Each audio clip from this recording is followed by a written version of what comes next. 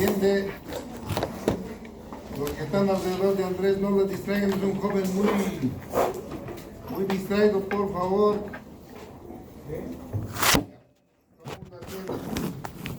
Vamos a comenzar. Hemos visto ya la parte de motilidad. Vamos a ver ahora la parte de funciones secretoras, ¿ya?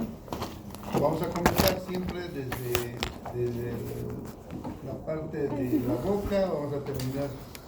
Síganme al cursor, por favor. Fíjense, en el tubo digestivo nosotros tenemos un bolo alimenticio que viaja a lo largo del tubo.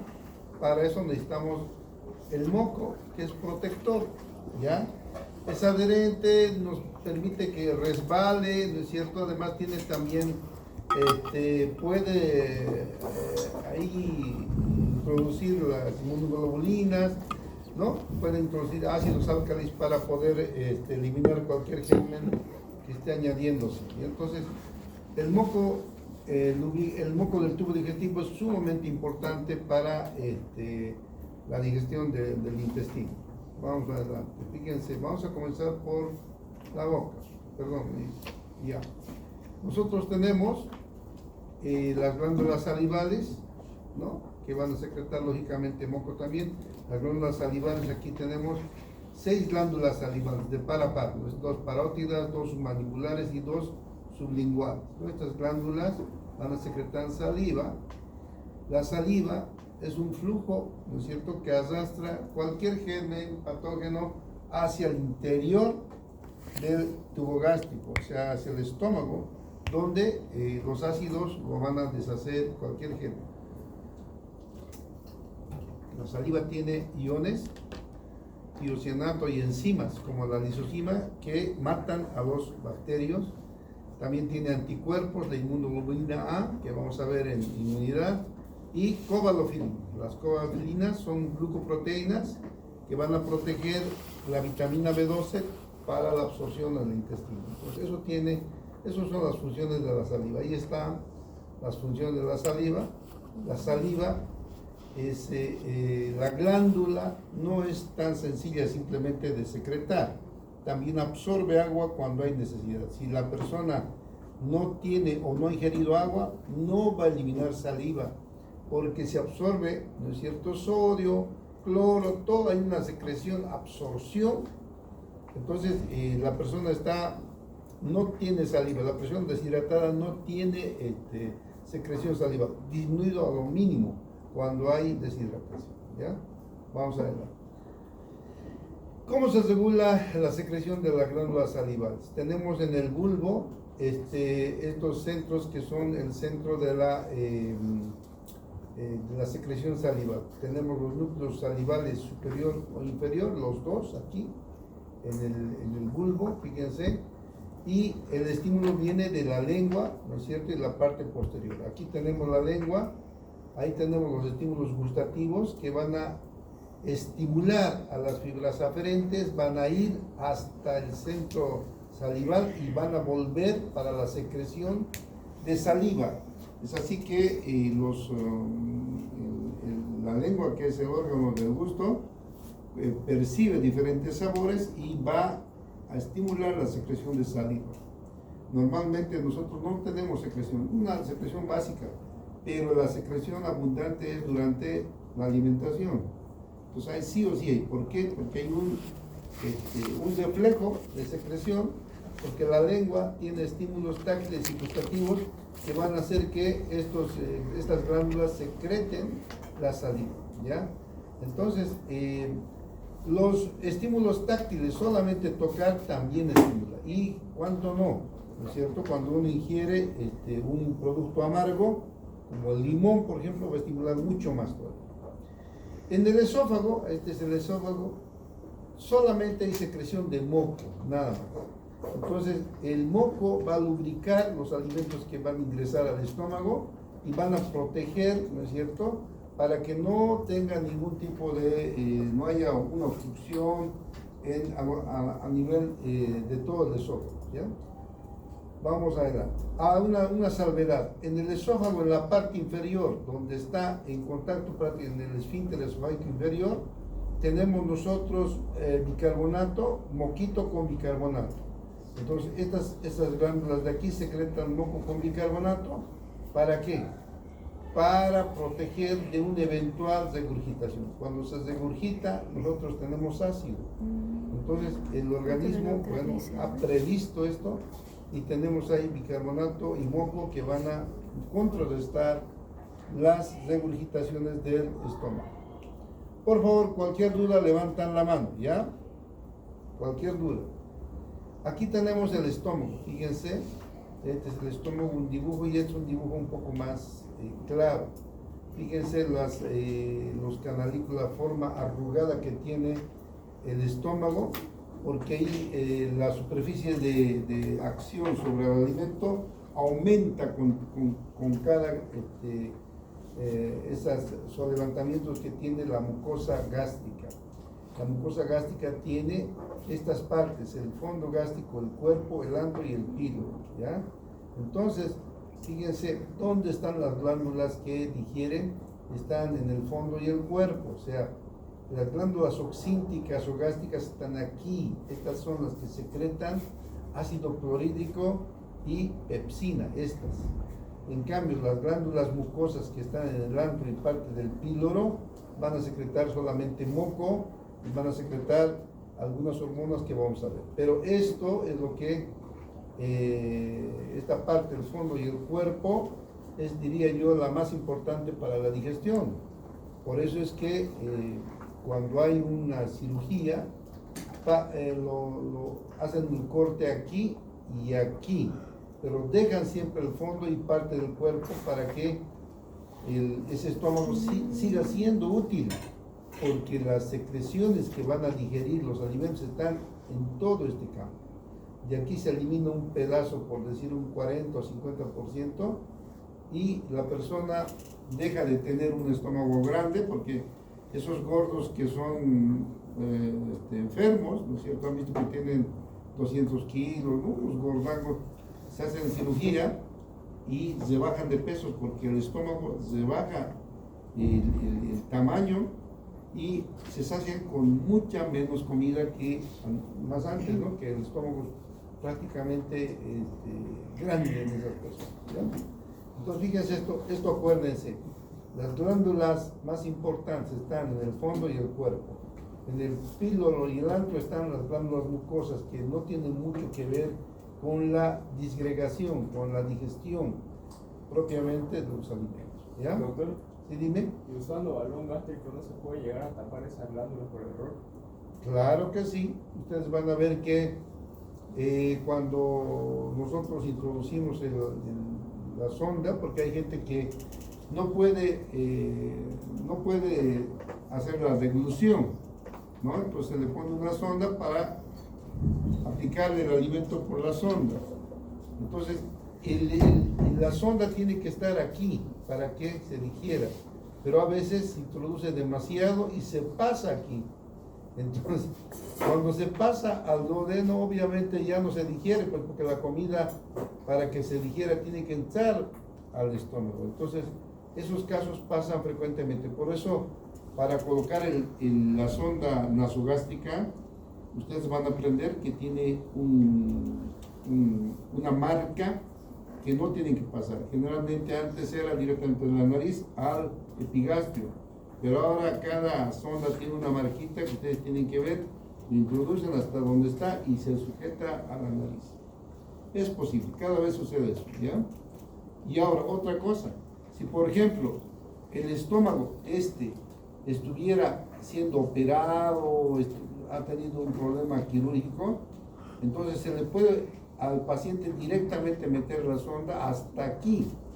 Ya el alimento ya está predigerido, ya se le ha puesto ácidos, todo, cosa de que simplemente va la segunda parte de la digestión adelante. Eso también se hace, ¿ya? Entonces en medicina hay muchas cosas que van ustedes a aprender, pero estamos aprendiendo fisiología básica. ¿Alguna otra pregunta? ¿Dónde está el individuo el joven? Siempre preguntaba, le extraño yo a Leonel, no hay. Y ahora justo Germán también, los dos no vinieron. Creo que está en un trabajo de sociedad. Y Andrés era otro que participaba, pero desde que está con ese grupo, sigue y ya ni siquiera atiende. Por favor, Andrés. Hoy voy a participar en la práctica, doctor. Bueno, está bien, pero también en la teoría aprende. Vamos. Vamos a continuar. Hasta aquí está entendido. Ya vamos. Aquí está la parte teórica, lo que hemos explicado. Las células las glándulas oxínticas y gástricas, el 80% es esto de aquí. Esto. Todo esto es el 80% del estómago. Yendo hacia atrás es esto. Todo esto es el 80%. Ahí están las glándulas oxínticas o gástricas. De ahí procede la pepsina, también de ahí procede el ácido clorhídrico. ¿Ya? Entonces, ahí tenemos bien las glándulas oxínticas, tenemos las siguientes células. Las células mucosas que secretan moco y alguito de pepsinógeno, pero las pépticas, esas son las que secretan pepsinógeno, que se va a convertir en pepsina, y las parietales, ácido clorhídrico. Estas son las más importantes. Pero en el píloro tenemos las glándulas mucosas, ¿no? Y ahí se secreta la hormona gastrina. ¿Han escuchado? En el píloro tenemos las células G que producen la hormona gastrina, y esta hormona gastrina va a regular, ¿no es cierto?, la secreción tanto de ácido clorhídrico y la digestión. Muy importante la hormona gastrina. Entonces vamos a ver, fíjense, las células parietales, vamos a ver mejor con dibujitos, aquí tengo. Fíjense, aquí está una glándula oxíntica típica. La glándula oxíntica que está aquí en el fondo y el cuerpo, la glándula oxíntica, no es una glándula con un tipo celular solamente. Es una glándula que tiene, fíjense, estos tipos. Un grupo, otro grupo, otro grupo, todos vierten su producto a la luz de la glándula. Entonces, fíjense, tenemos células mucosas en el cuello, que ¿qué van a secretar? Moco. Pero estas células parietales secretan ¿qué? Ácido clorhídrico, estas amarillitas. Aquí tenemos otras amarillitas ya mezcladas, ¿no? Que van a secretar también factor intrínseco. Entonces, tenemos las células parietales que secretan ácido clorhídrico, también factor intrínseco, y estas son las que deshacen prácticamente, las que las proteínas, la carne lo van a disgregar en sus componentes, las células principales que van a secretar pepsinógeno. El pepsinógeno es una enzima que se convierte en pepsina cuando se mezcla con el ácido clorhídrico. Entonces, fíjense, pepsinógeno más ácido clorhídrico se convierte en pepsina. Entonces, bien clarito cómo Dios ha hecho la glándula. ¿Dónde se produce el pepsinógeno? Aquí en el fondo. El pepsinógeno sale inactivo, pero aquí al salir en las células parietales ya se activa como pepsina. Y como pepsina ya puede disgregar cualquier proteína, lo puede partir en 2, en 3 partes, ¿no? Ya puede digerir una proteína. Pero ahí mismo le está esperando las células mucosas que secretan un moco, y la pepsina va a resbalar nomás y no va a hacer efecto a la propia glándula, sino que va a ir efecto al lugar, al estómago propiamente. Entonces, el conducto está bien hecho. La pepsina abajo, perdón, el pepsinógeno al subir se conecta con el ácido clorhídrico que es secretado por las células parietales, y ya se va activando, pero cuando se activa ya las células mucosas están tapizando de moco, por tanto sale al estómago directamente a digerir. ¿Alguna pregunta? ¿Alguna pregunta? Por favor, aquí está en un resumencito de lo que secreta las glándulas oxínticas, ¿ya? Esto es entender dónde se secreta y un poquito de memoria para lo que secreta, ¿no? Moco, ácido clorhídrico, somatostatina, etc. Vamos a ver. Una cosa que ha estado en estudio mucho tiempo, y esto es producto de hace unos 5 años, ha cambiado, digamos, porque los libros decían otra cosa, es la absorción de la vitamina B12. La vitamina B12 es importante para mantener la formación de glóbulos rojos. Y fíjense, nosotros ingerimos el alimento de la vitamina B12, ¿dónde está? Está en la carne, está junto con los prótidos, con las proteínas, mezclado ahí está. Por eso, vitamina B12, las personas que comen carne, huevo, leche, nunca van a tener falta de vitamina B12 porque están ingiriendo los alimentos. Está mezclado junto con las proteínas. Los que tienen problemas de tener anemia por falta de vitamina B12 son los que son, ¿cómo se llama ahora? Los naturistas totales. Veganos, los veganos totales. Porque en los vegetales no está la vitamina B12. Por eso los veganos tienen que tomar vitamina B12 sintética. ¿Ya? Entonces atiendo. Para la digestión, para la absorción de la vitamina B12 es importante, atiendan por favor. La glándula salival secreta las cobalofilinas, la glándula salival secreta esto que ven aquí, este verdecito, son las cobalofilinas, ¿ya?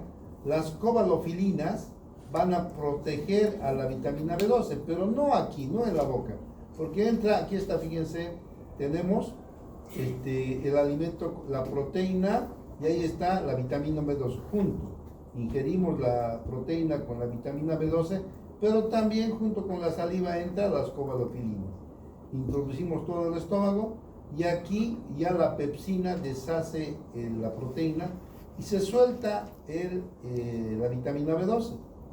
Así sueltita la vitamina B12 sale, inmediatamente en el estómago la cobalofilina, fíjense la cobalofilina que está aquí, inmediatamente lo va a agarrar, se va a adosar a la vitamina B12 y lo va a proteger de la digestión, porque la pepsina lo deshace a la proteína, suelta la vitamina B12, inmediatamente la cobalofilina lo sujeta y lo protege de la alteración que pueda tener por acción de la digestión gástrica.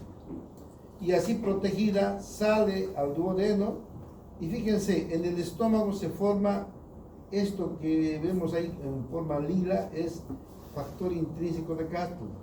El factor intrínseco sale secretada por la glándula oxíntica y la vitamina B12 se ha unido a la cobalofilina, ¿no es cierto? Se ha unido y así protegida sale al duodeno. En el duodeno el páncreas secreta la enteroquinasa, ¿no? La tripsina, quimotripsina, que son enzimas proteicas que van a deshacer el resto, porque aquí primero se ha deshecho la proteína y termina de digerirse aquí en el intestino delgado. Entonces ahí ya se suelta totalmente la vitamina B12 y fíjense, esto que están viendo, lila, que es el factor intrínseco, entra en juego y sujeta o agarra o protege a la vitamina B12, lo protege de la digestión en todo el intestino, porque nosotros tenemos secretando en las células enterales, en los enterocitos, secretamos sacarasa, fructosa, o sea, enzimas que van a deshacer al producto final. Por tanto, lo protege, se une a la vitamina B12 y lo protege durante el trayecto. ¿Hasta dónde? Hasta que llega al ilion terminal. Ahí en el ilion, fíjense, se va a absorber a la sangre. ¿Ya? Eso está explicadito aquí, resumen completo, pero le estoy explicando verbalmente. ¿Quién no ha entendido? Levanten la mano. ¿Quién no ha entendido? ¿Usted ha entendido, Olivia? ¿Dónde está Olivia? Doctor, ¿y por qué suele haber la falta del factor intrínseco, doctor? ¿Algún daño celular? ¿Cuál falta? Factor intrínseco. El factor intrínseco secreta aquí, fíjense. Se secreta, vamos a ir hacia arriba, fíjense. Aquí tenemos en las mismas células parietales, hay células que van a secretar el factor intrínseco. El factor intrínseco sale, ¿no? ¿Para qué? Precisamente para la absorción de vitamina B2, para protección del intestino a fin de que no se dañe. Ahora, si nosotros, ¿dónde está? Aquí están las glándulas oxínticas, aquí. Si nosotros tenemos, por decir, un cáncer gástrico que no es tan infrecuente, se quita el estómago, todo el estómago se quita, se deja un pedacito nomás para que, y se le da enzimas para que digiera, así se le da al que tiene cáncer gástrico. En ese caso, ya no hay factor intrínseco, porque lo han sacado por cirugía. Y obviamente ese paciente va a tener anemia. Otra cosa, también puede ser una gastritis crónica. Las gastritis crónicas inflaman las glándulas oxínticas y ya deja de producir el factor intrínseco. Entonces, en un paciente que tiene gastritis crónica puede llegar a tener una anemia megaloplástica. ¿Alguna pregunta más? Dime. Doctor, pero es sobre el jugo gástrico. De que el jugo gástrico, si no estoy mal, aumenta cuando es hora de comer, ¿no? O sea, yo desayuno a las 6:30, el jugo gástrico aumenta a las 6:30. También la Únicamente me daba como gastritis, luego como reflujo. Sí, pero Y ahora también. Yo como todo, nuestra porque secreción tengo es según el estímulo, ¿no? Porque a no ser que tú le eches un desayuno veniano, bueno, dice que ese desayuno veniano es inventado, pero el que ya yo he conocido es ese. Bife con plátano, ¿no? Con su, qué sé yo, su cebollas y demás. Comes el bebé, miras tú, inmediatamente se secreta, no solo pues, se secreta todo, porque la secreción es primero gástrica, la pepsina que deshace la carne, pero en el páncreas se secreta la tripsina, quimotripsina, para terminar de digerir la proteína, ¿entiendes, no? Entonces, el estímulo no es lo mismo. El estímulo de un almuerzo opíparo te va a estimular todo, pero por lo menos mi desayuno es bien sencillo. Yo tomo platanito con lechecita y no tengo esa digestión, digamos, ¿no? O sea, si tú tomas un tecito con pan, el estímulo que tiene tu estómago, inclusive tu boca al probar, no es lo mismo. Va a digerir solamente los hidratos de carbono, la amilasa va a entrar en fuego, pero no va a ser como el almuerzo, cuando tú ves que todos están comiendo, el olor, la vista, se secreta todo, pepsina, y ahí se secreta el factor intrínseco también. El factor intrínseco se va a secretar siempre que haya estímulo de proteínas, porque la vitamina B2 está en las proteínas, está junto con las proteínas. ¿O cuál es tu pregunta? No era esa, pero también, o sea, ya una persona ve y huele, se antoja, sube lo que usted dijo, pero por alguna razón no llegan a comer, ¿por dónde se reabsorben y se quedan ahí en el jugo gástrico? No, es que la absorción, vamos a ver, la vista nomás, no es total secreción. Si tú miras nomás, hay una secreción, ¿no? Y eso lamentablemente vas a tener que aguantar. Tú mismo te das cuenta que te está estimulando, pero no estás comiendo, ¿vale? Y no te hace daño. ¿Por qué? Ahorita vamos a ver por qué. Porque el estómago está protegido. Hay secreción, pero no estás introduciendo, solo te has antojado, por decir. Pero cuando tú ingieres, vamos a ver, en la fase gástrica es donde más hay.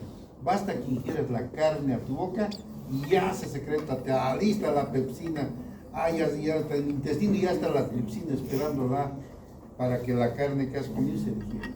¿Ya? ¿Qué quieres preguntar? El masticar chicle, doctor. No, pues más que el chicle que te va a ir, no, simplemente azúcar, no es nada. Ya, ¿alguna otra pregunta? Entonces, por favor, en la estimulación, no todo es, digamos, total. Van a ver, efectivamente nosotros podemos antojar, es difícil, pues les digo, yo no quiero que nadie traiga aquí de comer, yo estoy explicando y ya pues mi vista va a hacer que mi pobre intestino secrete, ¿no? Jugos gástricos y me van a hacer, porque cuando secreción de jugos gástricos tenemos, ustedes saben porque el estómago claramente se alista y sienten una especie de una acidez suave que está esperando el alimento. Y ustedes no le dan. Pucha, qué pena, es de fresquito, entonces no les hace daño, porque toman agüita y se pasa. Pero si ustedes ingieren, eso sí que es fatal. Por eso es que hay que, no fatal, me refiero a que la abundancia de enzimas es mayor cuando hay contacto con la boca. ¿Ya? ¿Alguna otra pregunta? Ya, es necesario preguntar siempre, ¿ya? ¿Dónde está mi querido Adrián? Andrés eres, no, perdón, todo el tiempo Adrián, no es la primera vez que me confundo con Adrián. Andrés, más bien que estás solo, Andrés. Por favor, no me distraigan, un joven muy inquieto es Andrés. Siempre lo veo charlando, jugando, siguiendo. Ya, atiendan por favor. Entonces, esta es una glándula oxíntica, es una glándula compuesta. Atiendan por favor. Tiene células mucosas a la entrada nomás, superficial. Hay células mucosas que dan moco fluido para que se resbalen rápidamente. Tenemos células parietales. Tenemos células parietales porque secretan factor intrínseco. Tenemos células principales que secretan pepsinógeno. Entonces, estas son, digamos, es una glándula compuesta, no es un solo tipo de secreción, sino las glándulas oxínticas que llenan el 80% del estómago, secretan este tipo de sustancias. ¿Ya? Ahora, fíjense, esto hemos visto, ¿no ven? Tenemos nosotros el factor intrínseco de Castle que se secreta en el cuerpo y el fondo del estómago. Ahora, esto va a proteger a la vitamina B12 de la degradación intestinal hasta que llega al ilion donde se absorbe. Si por alguna razón tenemos deficiencia de vitamina B12, nos va a producir anemia. Y esta anemia es clara, no es como la anemia por falta de hierro. En la anemia por falta de hierro, cuando veamos sangre, son glóbulos rojos pequeñitos. En cambio, esta anemia por falta de vitamina B12 es glóbulos rojos grandes, por eso se llama megaloblástica. O sea, glóbulos rojos grandes. Por eso es la diferencia. Fíjense, falta de vitamina B12 es anemia megaloblástica. Ahora, también hay anemia megaloblástica cuando falta el factor intrínseco. Cuando el factor intrínseco, por cualquier razón, no esté secretando, entonces forma anemia perniciosa. Ahí no es falta de vitamina B12. Puede ingerir vitamina B12, pero no se va a poder absorber porque hay falta de factor intrínseco. Eso es anemia perniciosa. Es diferente. La anemia megaloblástica, hay vitamina B12, ¿no? Hay también factor intrínseco de Castle. Lo que falta aquí es la ingestión de vitamina B12, entonces anemia megaloblástica. En este caso, por ejemplo, los veganos van a entender eso, porque lo que no ingieren es vitamina B12. Ellos tienen factor intrínseco. Entonces, esa es la diferencia. La falta de vitamina B12 nos da anemia megaloblástica, pero la falta de factor intrínseco nos da anemia perniciosa, que también es megaloblástica, también es glóbulos rojos grandes. Bueno, ¿alguna pregunta hasta aquí? Ya, sigamos adelante. Fíjense, el moco gástrico. El moco gástrico, este es el moco gástrico. Fíjense, aquí tenemos moco gástrico, esta es la mucosa gástrica. Ahí tenemos el músculo y la serosa. Entonces, esta es la pared del estómago. Ahora, el moco gástrico es importantísimo. Eso es lo que protege el estómago de la secreción ácida que tenemos. Porque fíjense, este es el moco gástrico. El moco gástrico tiene dos capas. Estas son las células gástricas. Las células gástricas están tapizadas por el moco gástrico, que tiene una capa externa y una capa interna. La capa externa está en contacto con los alimentos, con la carne, con todo. Y es una capa fluida, es un moco fluido, no es espeso. Entonces aquí se mezcla con el ácido clorhídrico, la pepsina.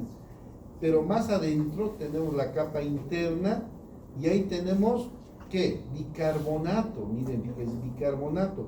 Estas células secretan bicarbonato, ¿para qué?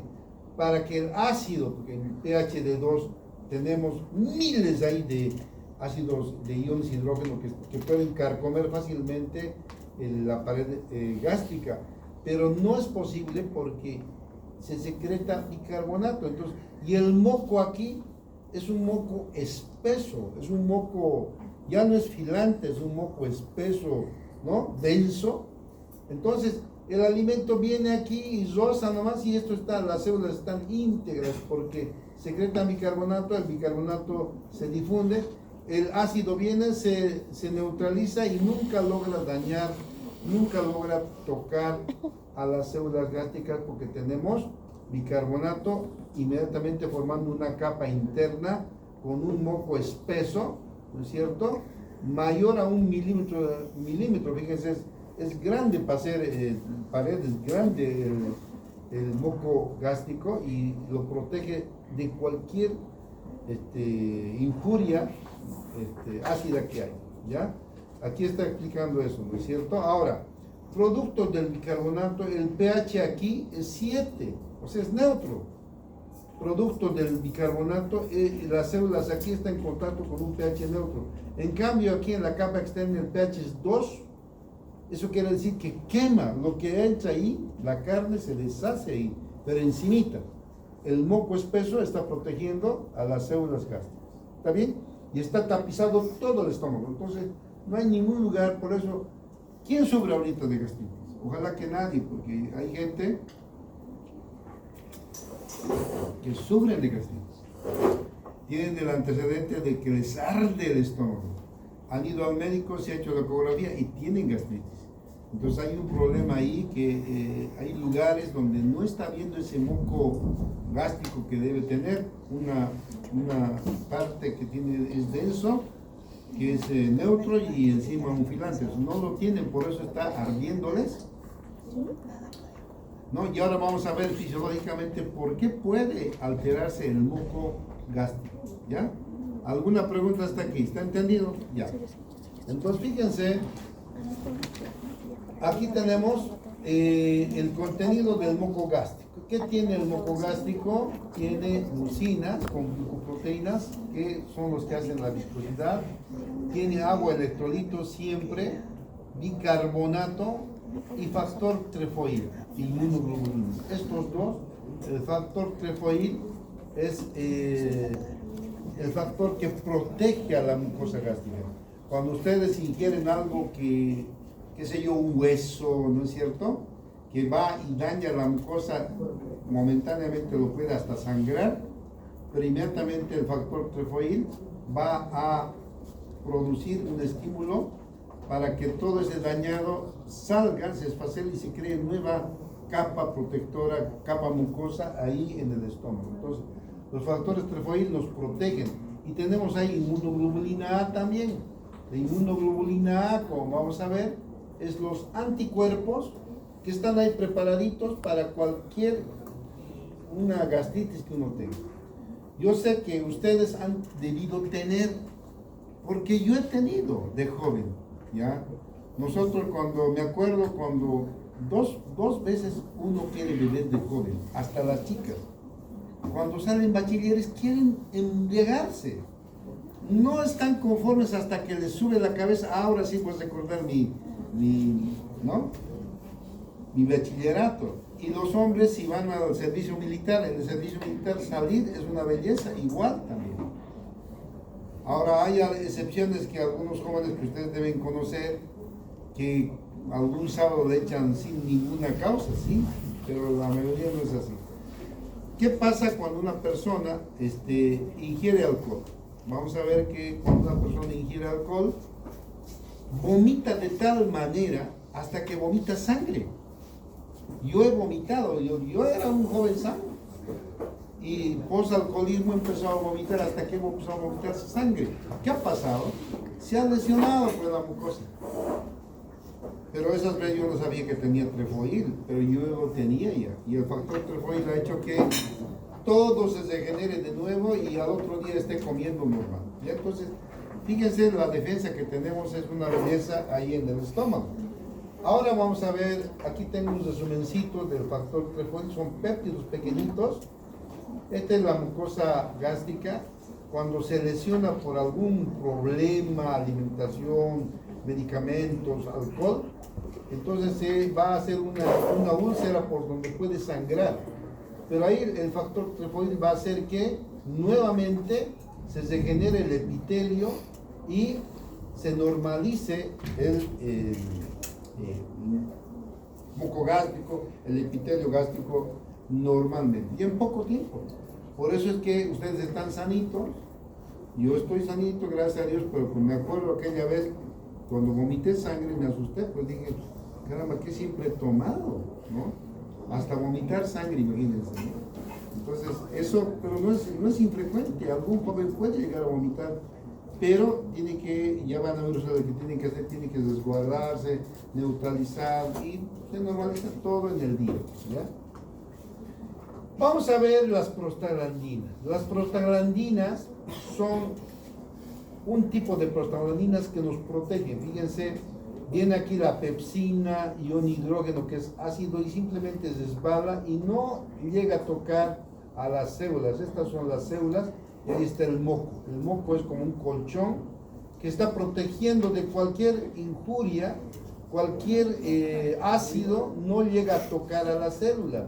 Fíjense, aquí está la célula y ahí está el moco, la capa interna, la capa externa. Entonces, cualquier injuria puede entrar aquí y llega hasta por aquí y no toca a las células.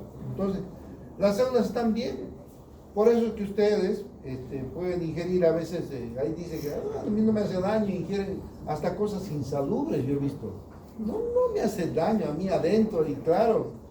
Pero es que están abusando, pero efectivamente el estómago tiene esa capacidad de poder, porque nuestro moco de la capa gástrica es sumamente potente y protege a las células para que no haya ninguna lesión, ¿ya? Y ahí tenemos las prostaglandinas. Ahora vamos a ver de dónde vienen las prostaglandinas. Aquí ya está. El que me diga de dónde vienen las prostaglandinas, viendo esto, le voy a poner un punto. ¿De dónde vienen las prostaglandinas viendo eso? Ahí está, bien explicadito está. Pero, a ver, ¿de dónde viene? ¿Alguien quiere ganarse el punto? Últimamente estás muy calladito, mi querido. ¿Qué pasa contigo? Sí. Antes participaba. Y ahora ya igual, nada, así, en el callo estás. ¿Ah?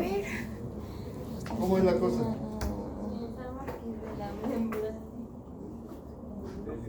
Dime, Iris. ¿Ah? No, ¿qué estás hablando? No estamos aquí en páncreas, no estamos hablando. Nadie, Andrés, Andrés, ¿cómo es? ¿Puedes explicarnos? Creo que sí. ¿Ah? Creo que sí, Dime. El estómago, porque ahí dice, mire, dice, el estímulo del músculo liso en el antro gástrico y duodeno, o sea, en el estómago y también en el intestino delgado. De ahí.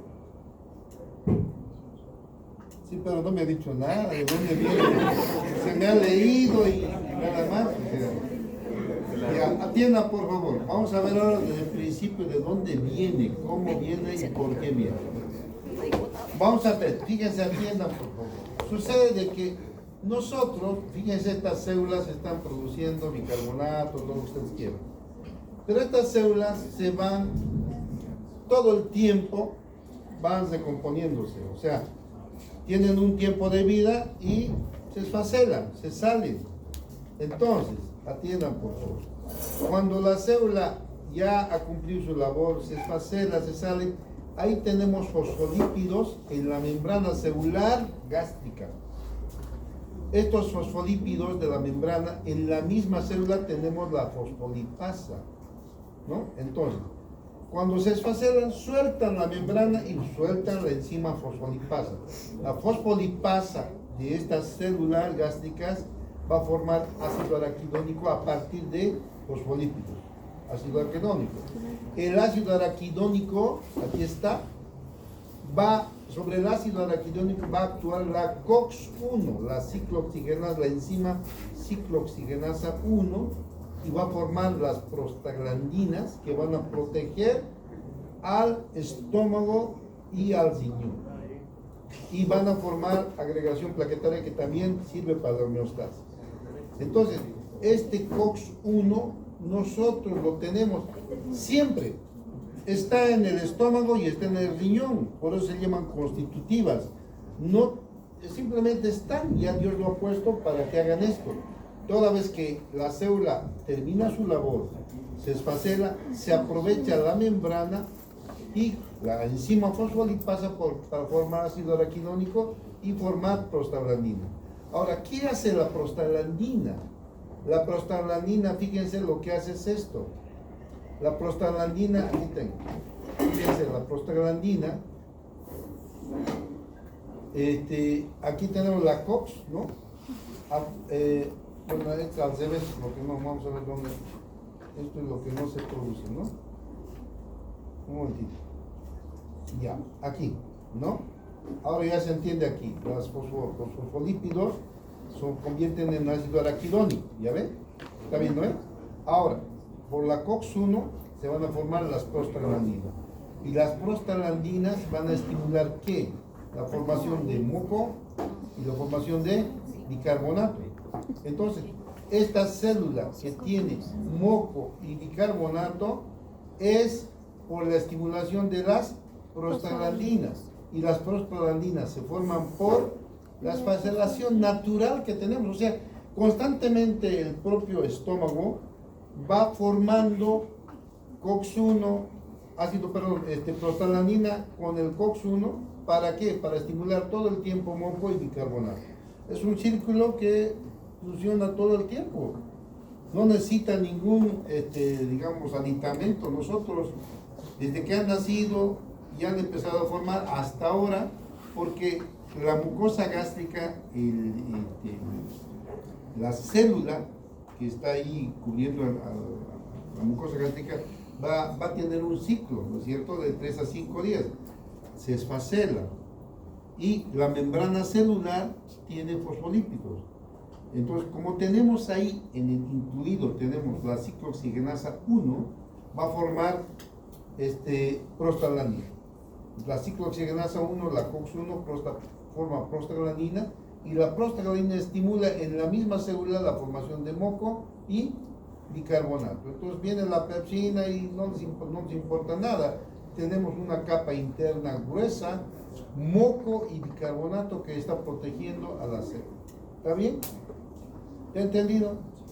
Ya. Entonces, fíjense, aquí está explicadito y aquí está lo que... Ahora, hay una cosa.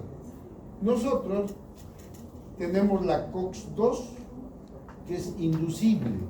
¿Qué quiere decir? Se produce en respuesta a lesión tisular. Toda vez que ustedes se golpean la mano, el pie, lo que sea, se inflama.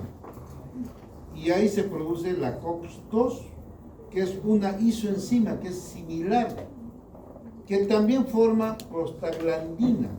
Pero la prostaglandina que produce donde hay golpe es una prostaglandina inflamatoria. ¿Qué quiere decir? Que produce dolor, fiebre, ¿no? Entonces, inflamación.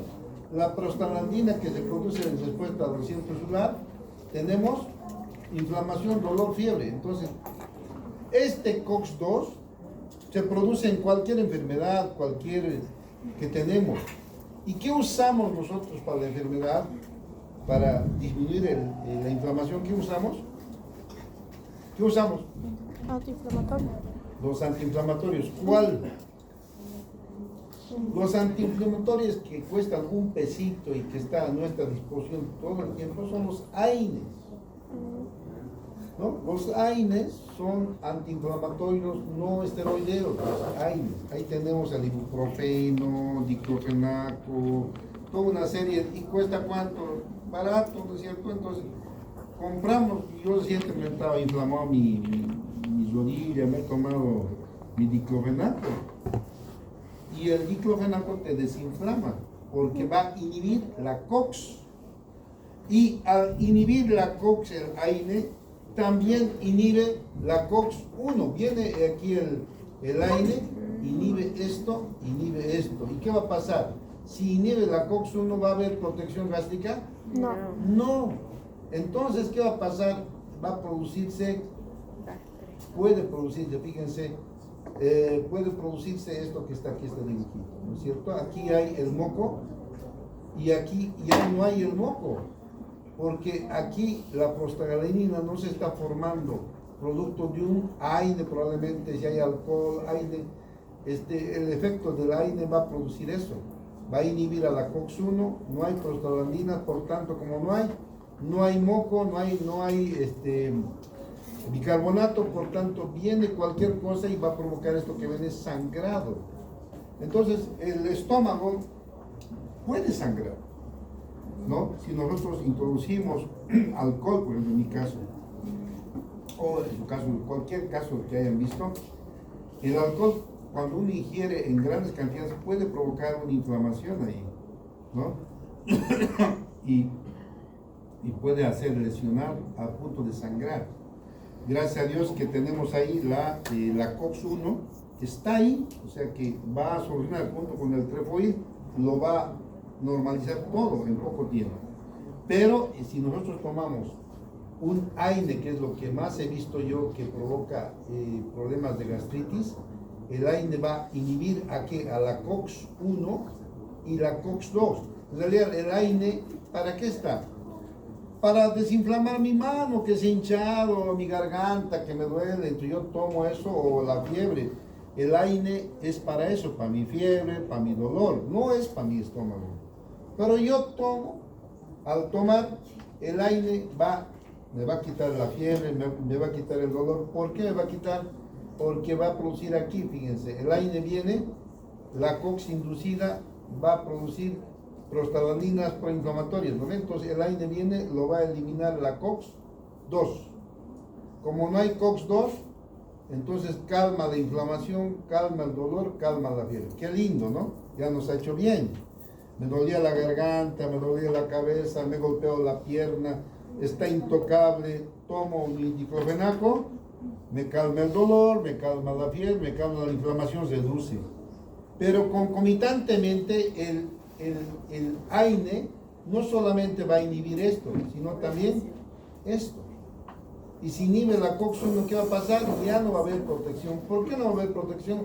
Porque no se va a formar esto, no se va a formar la prostaglandina.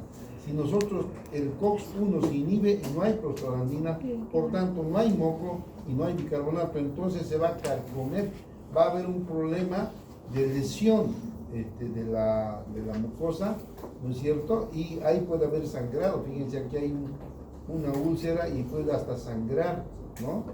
Entonces eso pasa frecuentemente, ¿ya? Entonces eso quiero que entiendan ustedes, ¿ya? Fíjense qué bonito está las células gástricas, un pH neutro gracias al bicarbonato y al moco, pero esto es gracias a las prostaglandinas, a la prostaglandina E2, que es formada por la enzima COX-1. ¿Está bien? Bueno, si han entendido esto, ya creo que la fisiología de esta parte ustedes van a tener que ha aparecido medicamentos ya hace tiempo, no ahora nomás, que inhiben no la COX-1, solo la COX-2. Ahí tenemos, ¿no? No, son AINES también, pero no inhiben la COX-1. Cuesta un poco más caro, pero no provoca gastritis. ¿Por qué? Porque no tiene por qué dañar a la COX-1. Si no daña a la COX-1, hay normal funcionamiento porque la prostaglandina se sigue formando. ¿Quién no ha entendido esto? Por favor, tienen que haber entendido. ¿Alguna pregunta? Entonces, fíjense, esto es muy frecuente y quiero que lo tengan todo entendido. Esta es la glándula oxíntica clásica, fíjense. Aquí están las células que producen moco. Aquí están las principales que producen pepsinógenos, sale ahí. y ahí están las parietales que producen ácido, se forma ya la pepsina, pero aquí está el moco, por tanto sale y no hay ningún problema. Pero fíjense, la glándula oxíntica no solamente había tenido las principales parietales y mucosas, también tiene células SL, células enterocromafin-like que producen histamina. La histamina es uno de los factores más importantes para la secreción ácida. Eso vamos a ver en la próxima clase. También tiene las células del antro, fíjense, tienen las células G, que producen gastrina. Esto es una hormona, esto no es una enzima, ¿no es cierto? Y bueno, es bien, la glándula oxíntica es bastante complicadita, pero yo quiero que por lo menos entiendan lo básico, ¿ya? Lo que estamos aprendiendo ahora, ¿no? Las células parietales ácido clorhídrico, las células principales pepsinógeno, ¿no? Las células mucosas moco, todo eso tiene que estar claro. Y después de eso vamos a ir avanzando y acuérdense que la glándula oxíntica no solo había tenido eso, también tiene unas células SL, tiene una secreción de histamina, tiene células G que producen gastrina. Entonces la célula parietal tiene eso, y esta es una célula gástrica. Fíjense, una célula gástrica tiene receptores para cada uno, tiene receptores para la gastrina, tiene receptores para la acetilcolina, tiene receptores para la prostaglandina y tiene receptores para histamina. Todos ellos pueden estimular o inhibir la secreción gástrica. Aquí tenemos la acetilcolina, va a estimular la secreción gástrica. La gastrina también, pero la prostaglandina E2 va a inhibir la secreción, por eso que es muy buena la prostaglandina para curar cualquier lesión gástrica. La histamina también va a estimular la secreción gástrica. Entonces esto nos muestra los estímulos que se secretan aquí mismo en la célula, en la glándula oxíntica, que van a ir a estimular a la célula parietal para la secreción ácida, ¿ya? ¿Quién no ha entendido aquí? ¿Alguna pregunta? Vamos a ver la próxima clase las células que están en el intestino, que son similares, pero tienen algunas diferencias que ustedes vamos a recalcar el día de mañana. Viernes, ¿no? El viernes, ¿ya? Ya con esto vamos a avanzar ya a la parte de secreción pancreática y les voy a dar el práctico el día viernes. O sea, vamos a avanzar un poco rápido, ¿ya? La práctica de hoy normal, por favor.